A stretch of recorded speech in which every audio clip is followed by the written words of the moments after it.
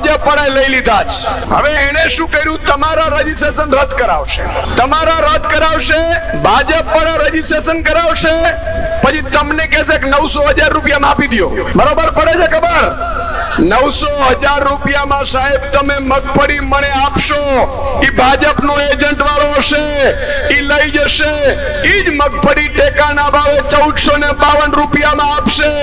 બિયારણ આપણું, ખેતી આપણી, નિંદામણ આપણે કરવાનું, રાત્રે સાપ અને દીપડાની વચ્ચે પાણી આપણે વાળવાનું અને કમાશે.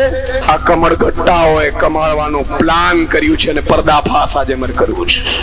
મેં જોયું ત્યારે મને વિચાર આવ્યો કે લાખો ટન મગફળીનું ઉત્પાદન થશે અને એક મણે જો 500 રૂપિયા આ ગટિયાઓ કઠકીઓ કરશે તો કલ્પના કરો તમે સાહેબ, હજારો કરોડનું કૌભાંડ કરવાનું આ ભાજપ પડાય નક્કી કર્યું છે.